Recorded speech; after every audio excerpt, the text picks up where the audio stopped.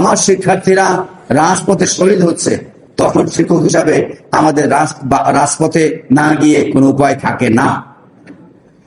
কারো হয়তো বলতেন যে না, আপনারা একটু রাজনীতি কম করেন।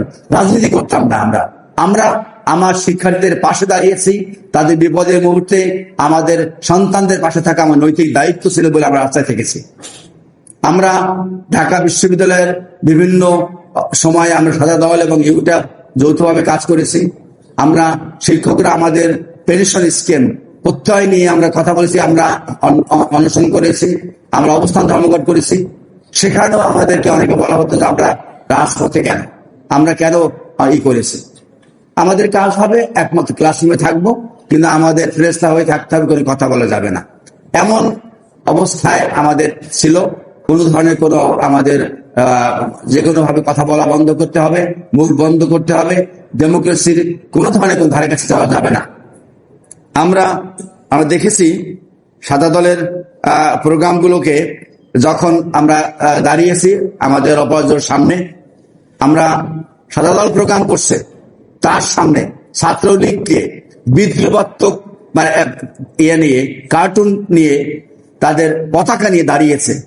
কত বড় জঘন্য অবস্থা ছিল যে আমরা ঢাকা বিশ্ববিদ্যালয়ের শিক্ষক সমাজ আমরা একটা প্রোগ্রাম করছি, ডেমোক্রেটিক মুভমেন্ট করছি। জনাব তারেক রহমান মাননীয় প্রধানমন্ত্রী এবং তখন সেই বিএনপির ভারপ্রাপ্ত চেয়ারম্যান তার প্রতি যে অবিচার হয়েছিল তার প্রতিবাদে আমরা দাঁড়িয়েছিলাম। ম্যাডাম খালেদা জিয়ার বিরুদ্ধে মিথ্যা মামলা, তার উপর প্রতিবাদ দাঁড়িয়েছিলাম। সেখানে যখন দাঁড়িয়েছি তার সামনে ছাত্রলীগকে দাঁড় করিয়েছে আমার প্রতিপক্ষ হিসাবে। এই ন্যাক্কাজনক কাজ আমরা অবজার্ভ করেছি, আমরা হজম করেছি, আমরা প্রতিবাদ করেছি, কিন্তু আমরা সেই জায়গায় আমি কোনো সরে যাইনি। এই দিনগুলির কথা আমরা বলবো না। আমি আবার বলছি, বিশ্ববিদ্যালয়ের ব্যাপার নিয়ে কথা বলবো, রাজনীতির কথা আমাদের দুই নেতা বলবেন। আমি বিশ্ববিদ্যালয়ে আমরা কেমন ছিলাম, সে তার আমরা কেমন প্রতিবাদ করেছি সেই কথাগুলো বলতে চাই, বলার চেষ্টা করছি মাত্র।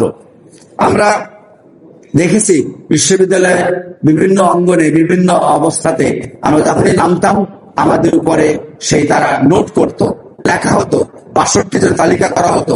এই ৬২ জন তা দেখে নিব, এদেরকে আমরা ব্যবস্থা গ্রহণ করা হবে, এদেরকে শিক্ষা দেওয়া, মানুষ বানানো হবে, এমন তাদের তালিকা করা হতো।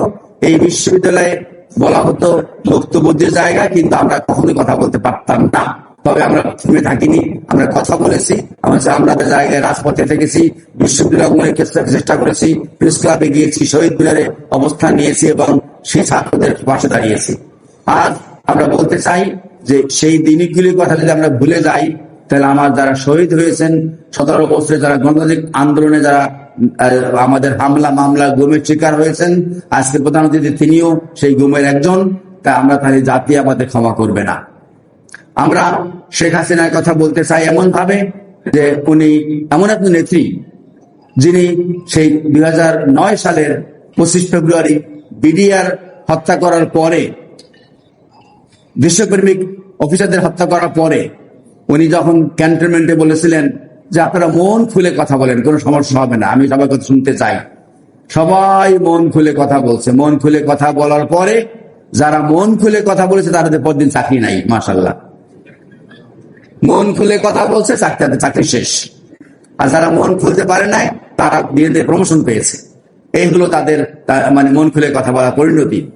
উনি ম্যাডাম খালেদা জিয়ার বাড়ি উচ্ছেদ করেছেন, একটা করে সরিয়ে দিয়েছেন। এরা এবং এই বিশ্ববিদ্যালয়ে যারা ছিলেন তাদের যারা আশেকানরা মুরিদানরা একই দীক্ষায় দীক্ষিত ছিল, এরা একইভাবে কাজ চালিয়েছে। আমরা দেখেছি যে